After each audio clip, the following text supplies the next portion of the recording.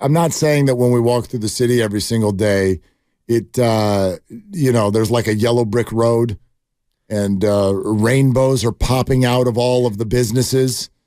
I'm not trying to say that. You want to know what San Francisco looks like? For those of you who either work from home or you're out of the area or you live in the suburbs or whatever. You want to know what San Francisco from the inside looks like right now? I can tell you exactly what it looks like. A big American city. Yeah. That's what it looks like. And so it's got all the stuff. It's got people struggling with mental health. It's got people struggling with finances. It's got businesses that are struggling. It also has businesses that are booming. Yeah. It has a lot of people walking through it.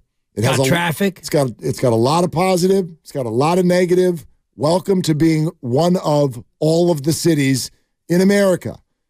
So I want to make sure that point gets made too. I'm certainly not here tonight trying to say that San Francisco is better than Seattle or LA or San Diego or Chicago or anything else. I'm not saying that. I'm saying it's commensurate. But if we're all going to now buy into this idea that the Giants have a, quote, city problem, well, now you're feeding the fake animal is what you're doing. And you're also setting yourself up to have to deal with something that's not even real. So now you've got to speak your way out of a perception. And I've always hated that phrase too, by the way. Perception is reality. No, it's not. No, it's not. It is in many ways. No, but it doesn't have to be. Right. Like just settling for perception as reality is essentially giving up on the idea of changing somebody's perception, which can change in a hot second. It can, but when you have one of the greatest players in your franchise's history and a member of your ownership group coming out and perpetuating that perception, that goes a long way toward making that perception a reality. And that, to me, is the most hurtful part of all this, is it's Buster Posey saying it. Let's just say that it was a less popular Giant, somebody who is considered to be a lunatic, a guy by the name of Aubrey Huff. If he comes out and says all these things about San Francisco, we can dismiss that as, well, you're an idiot. You're a moron, and you are so far on the extreme of extremism, nobody gives a crap about what you say. But this is Buster Posey who said it. Yeah. And that's what makes it all the more damning to me. Couple of pieces of breaking news from Jeff Passan in the world of baseball. One is that the Dodgers and the Rays are officially in agreement on a trade. This has been a poorly kept secret, but a trade that will send pitcher Tyler Glasnow and outfielder Manny Margot to the Dodgers from the Rays in exchange for right-handed pitcher Ryan Pepio and outfielder Johnny DeLuca, a couple of their young players, prospects, and it's all contingent on Glasnow signing an extension with LA, which is expected. Also, right-handed starter Jack Flaherty is in agreement with the Detroit Tigers on a one-year deal. So some hot stove items going on there. All right, we promise going out to you, and my goodness, that's what we want to do. Peter in San Ramon, you're on with Willard and Dibs. Hey, Peter, what's up? Hey, everything is beautiful. I'm not really enjoying this conversation. Well, thank you. Let me just start by, there's only two cities. I'm 75 years old. I've lived a lot of places. There's only two metropolitan areas I have any interest at all in living in. One is right here, where I've been since 82, and one is Washington, D.C., where I grew up. I've been to the Gaslight for a few days. That was nice. I lived in Denver 5 years. They're a bunch of cowboys. I don't really need to go into that. This morning, I took an Uber ride with a driver. I got a habit of asking people where their accent is from. The guy was from the Cameroon in Africa, and we had a nice conversation about Afrobeat music. This afternoon, I got a ride with a guy from Yemen, and we had a nice conversation about the best coffee in the world.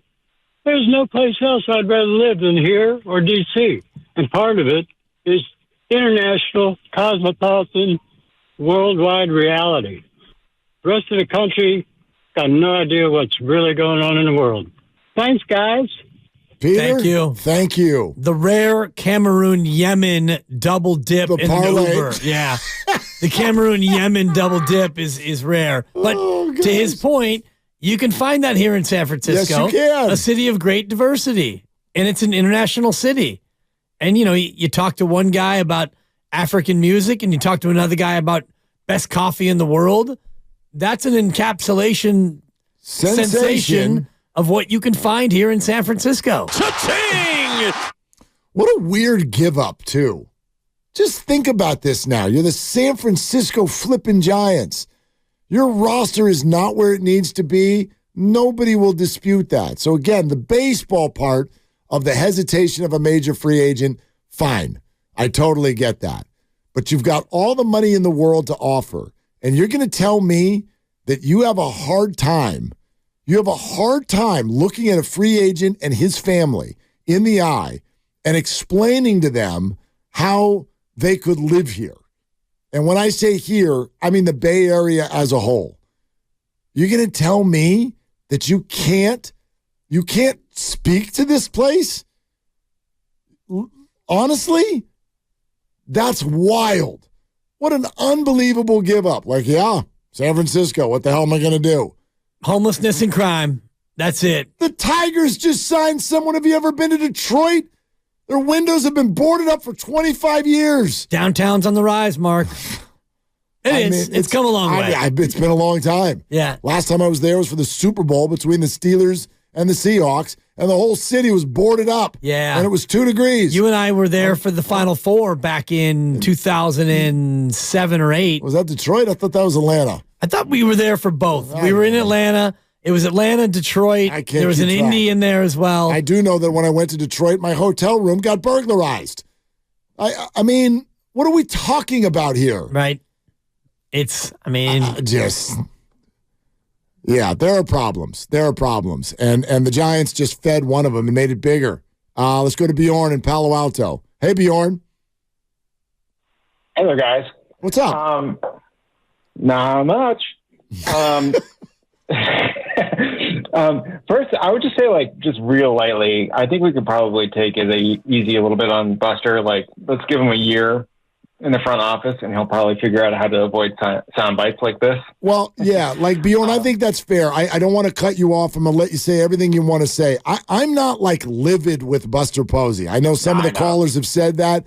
I think this was a mistake, and I just think it's very unfortunate that he said it publicly and that he doesn't know that this is going to feel to fans like an excuse.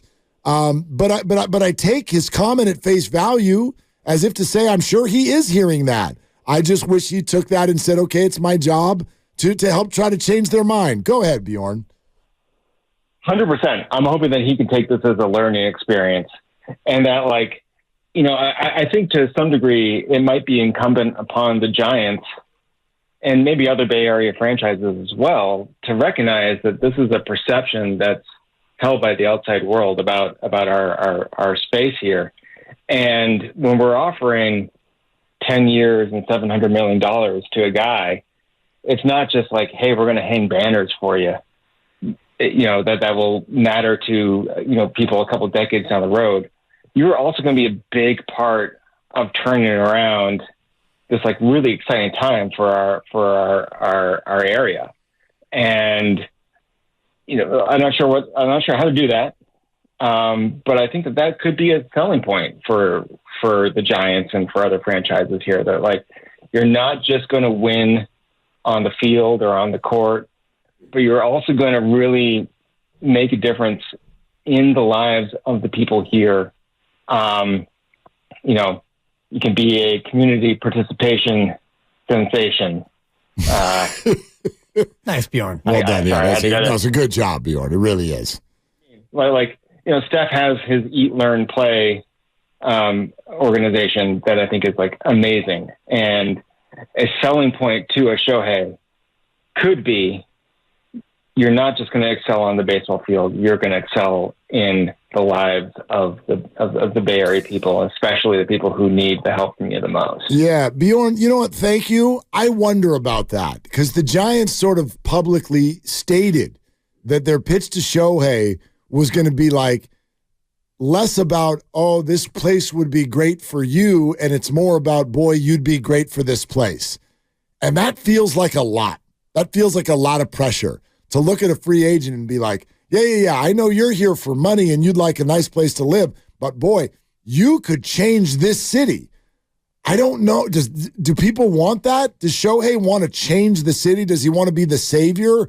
Or did he want to be somewhere that was comfortable? He wants to be somewhere where he can win. And, if it's comfortable and it fits. And I don't think that Steph Curry initially set out to change the world in the way that he has. But when you get success and you get money and you get comfort and you get, into a situation in a community where you're starting to feel like it's time to do something that is profound, that's when Steph Curry really started making his mark. Early on, he was doing the thing with mosquito nets in Africa, and I'm sure he still does, but it wasn't until he was well established in the Bay Area in his career that he became a real local force. And then he's gone out and done great things with golf and historically black colleges, and he's done a lot for golf for the underserved golf community and all the other millions of things that he's done. But I don't think it happens the other way around where Ohtani comes here and it's like, okay, I'm going to set about and, get my initiatives rolling. You wait a couple of years until you're established in a community, then you do the other things. Well, especially if you're not from the community. Right. Like if somebody came to me and they're like, okay, we would like you to do radio in Austin, Texas, because you could save the city. I'm not looking to save Austin. Right. I'm from here. I'm not looking to save somewhere else. But if you were there if they gave you a 10-year contract, yeah, maybe by year 2 or year 3, and you were there and you got to know the community, you'd be like, whoa, this is an area where I think absolutely. I can make an impact. Yeah, absolutely. You're listening to 95.7 The Game, KGMZ FM and HD1 San Francisco. Always live on the free Odyssey app, Twitch, and YouTube. We're taking your calls. Buster Posey's comments from a couple of days ago from The Athletic and Andy Baggerly saying that something he thinks is noteworthy and unfortunately keeps popping up from the players and even their wives is a bit of uneasiness with the city itself as far as the state of the city, crime and drugs, whether that's completely fair or not. Perception is reality, frustrating cycle, not just with baseball. As far as a free agent pursuit goes, I have seen that it does affect things. Here's Mayor London Breed reacting to that comment. I don't like to usually beat up on other cities because I love LA. I don't like them when we're playing their team, but I love going to LA and visiting. But when you look at crime per capita, San Francisco pales in compared to most major cities, including LA. And I think it's unfortunate that information was put out there and implied something. And we as San Franciscans need to be a part of making sure that we dispel the misinformation, that we put out the facts about what's actually happening in the city. But my goal is not to, again, put another city down. It's to say that the comments weren't, San Francisco has had challenges with perception. Perception and reality have been two different things, but there are problems. Major cities have problems, and our goal is to combat those problems. That's all real fair. And by the way, that is courtesy of KCBS.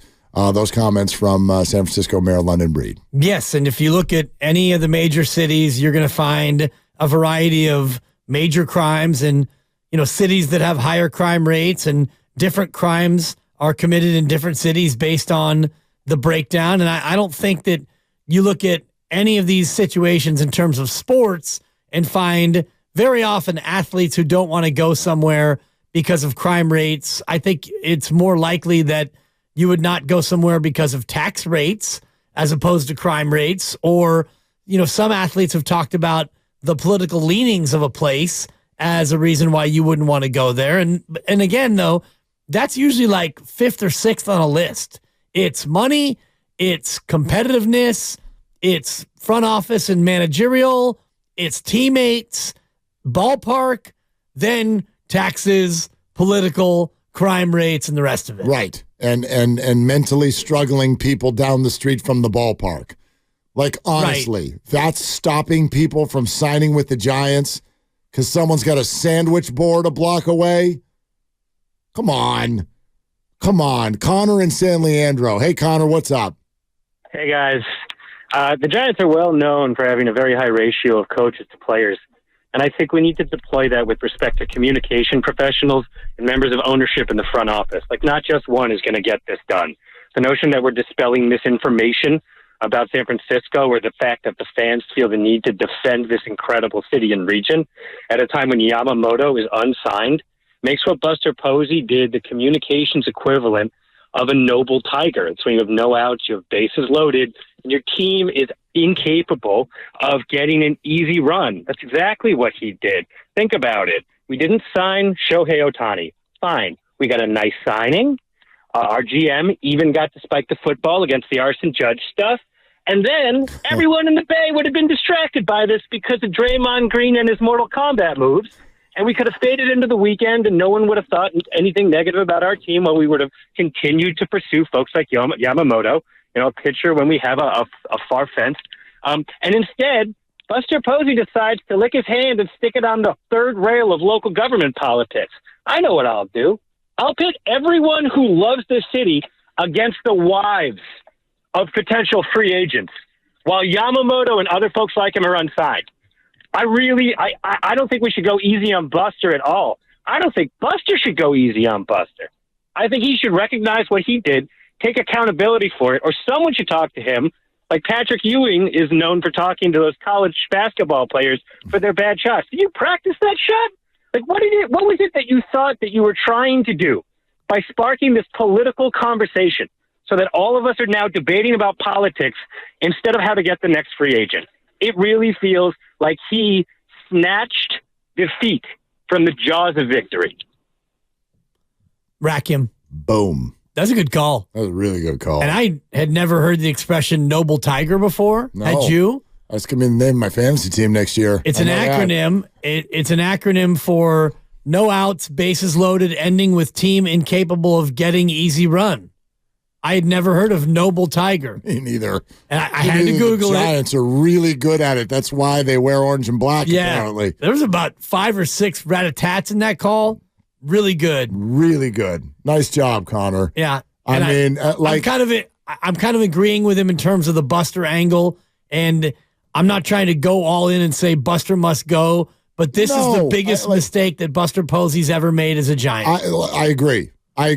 And obviously, when he was a player, I mean, other than, grounding into a double play, he had none. So, yes, he's the biggest. Hanging in on Scott Cousins. He should have gotten out of the way. Okay. You know what I mean. You know what I'm kidding. No emotional mistakes to this point. Right. But this is one because the other thing that, Buster, sorry to use your words against you, but perception is reality. And the perception is, off of comments like this, that you're trying to set the fan base up for failure. You're trying to create an out.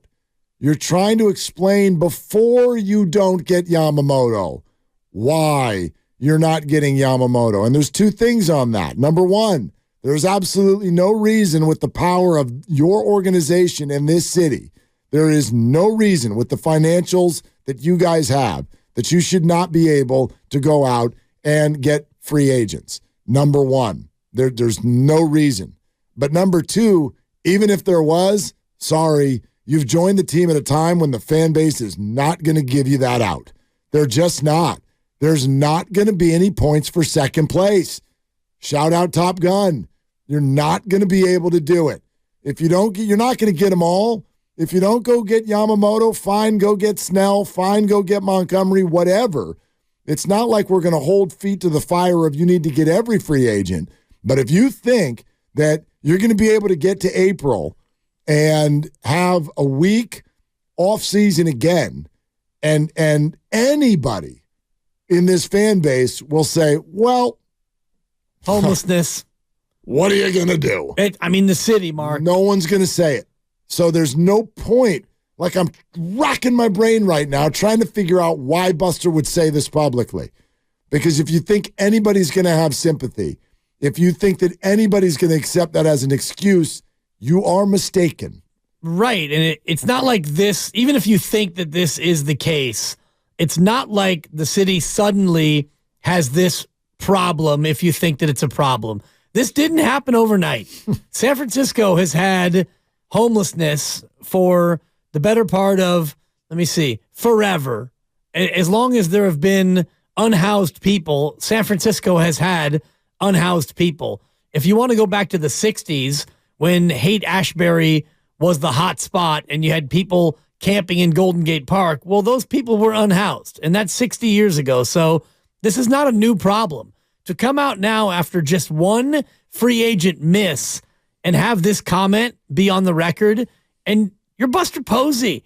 Maybe he doesn't think that his words have as much power as they actually do. If unnamed, and I don't want to rat-a-tat-tat Pete Patella here, but if Pete would have come out and said the exact same thing, it's not a national story. It gets picked up, and it's maybe a 24-hour news cycle. Yeah. I don't think that it has the same weight and the same impact as it does with Buster Posey. I agree with you, but he also may not have gotten the same pass. In other words, Giants fans might have called for his firing if he had said that. Well, Buster's an owner, but so this what is are you Buster. gonna do? Well, and he's Buster. Right. Who the hell doesn't love Buster? My kids still have jerseys. You know? How about Alan in the city? Hey, Alan, you're on with Willard and Dibs. What's up? Hey, guys. Just a couple things, really. Just first thing is, and I hope your YouTubers and your Twitches that are out of the area are listening intently on this, but, yeah, I vacationed out of Dallas this past summer, and the first question I'd always get is it really that bad? Exactly. And I tell them, I tell them, it's like, I'm glad you brought that up because, one, this takes money out of my pocketbook because I work in hotels, right? And I tell them we're like any other major metropolitan city, just like you've been saying, Willard, is that we have our warts. I'm not saying we don't, but it's like anything else: New York, Boston, Seattle, whatever, right? And I hope these out of market people that are watching your show and on Twitch and the middle media go back and say, hey, you know what? It's not that bad. Now, bringing it back to Buster Posey and the Giants. It kind of feels to me as I'm listening to your show that what Buster was saying as part of ownership now is that the Giants have whiffed on so many free agents that he was trying to come up with an excuse of why we didn't get Ohtani. And forgive me if this has been already discussed, but, you know, I think that it was an easy thing for him to say, oh, you know why we didn't get Ohtani is because of this, not because of anything else. And, you know, I think it just became an excuse for him. I agree, Alan. And by the way, an excuse that didn't need to be made. Great call, Alan. It didn't need to be made. No one needs an explanation as to why Shohei Ohtani chose to hit in between Freddie Freeman and Mookie Betts as opposed to hitting in between Tyro Estrada and Lamont Wade. Nobody needs that excuse or explanation. It's obvious. He lives there. He doesn't want to move. He loves the beach. They've got a better team right now. You've got work to do to build this. Nobody was saying Ohtani or bust. We all assumed they weren't getting him. Exactly. So why would you come out then and make those comments about a guy who I don't even think Shohei Ohtani has a wife? And I have no idea. I have a wife. I think you're right. And I think he doesn't. I'm looking at the coverage here of him. He's gonna have a lot of offers in a Dodger uniform and number 17, and he's got his translator there, and it just drives home the point further of, you know, it feels like a bigger loss than it actually should because of what Buster Posey said. Well, and it feels like a bigger loss than it should because he's on the Dodgers. Yeah. Right? Listen, I get it. It's not like it wasn't a tough day for the organization, but maybe the organization had expectations that the fan base didn't. Let's send the message back to the Giants. We didn't think you were getting him anyway. Some of us had hope. You always have hope. Shawshank Redemption. Yeah. You always have hope, and my thought always about Shohei was this dude does weird things. Apparently, he was on a plane to Toronto that he wasn't on, and once upon a time, he picked the Angels when he could have been a Yankee. A weird dude, but not this time around. Right. This time around, he went with the obvious choice, and that's fine. That's fine. Shohei Ohtani's existence in your lineup does not automatically put you in the World Series. Let me see if I can come up with an example. How many playoff games has he played in his career? Yeah. So zero. The Dodgers didn't win anything this week. They got Shohei. Good for them. Rather than coming out and having a press conference talking about how the Giants can't get free agents because there's dirt in the city, why don't you go get choice 2. Why don't you go do that? That's where the energy should be right now. Instead of telling the national media, oh, by the way, we're in the midst of talking to a bunch of free agents. And while we're doing that, want to let you know, hey, free agents, we got a problem here in San Francisco that you don't like our city. Right. It kills me, Dibs. It hurts my heart that he just said, I go to Texas, and people go, is it really that bad? That doesn't surprise me, though. Yeah. That's Texas. And you told your story about playing golf, and people from Sacramento are like, how do you even cope out there? You want to know what really gets me, though? Do you want to know what really gets me? My own parents. Tom and Ellen? Who raised me here. In the Bay. And one of them born and raised here herself. They raised me here. And maybe this is just them being a mom and dad and being elderly, but they don't like that I've got to walk down the street in San Francisco. Now, yeah, maybe that's just being them and being worrywarts. Or maybe it's the fact that at their age, you know what a lot of people do? They watch the news. Yeah. They watch the stupid, ridiculous news. Tonight, we look at San Francisco, a failing city. I say I say that as a member of the media who's down the hall from news people. And you're on the news right now. But that's radio. It's rather different. Christy texted me the other day. We don't watch the nightly news. She texted me the other day. She goes, I just had a random night where I was sitting at home on my own. The girls were out. I turned the news on. She goes, this is the most awful thing I've ever seen in my life. I don't ever want to watch it again. There's just listed 7 stories that were the first 7 stories she watched, and it's just death, destruction, no hope. Yeah. Good night. It's like, what are we? Don't forget the weather coming up. Good Lord. A warming pattern. Like, newsflash, people know that's not what it's like in the real world. No, that's the news. And if you don't know in 2023 that the news is full of crap on TV, I don't know what to tell you. Well, it's what moves the needle. They're trying to get you to watch.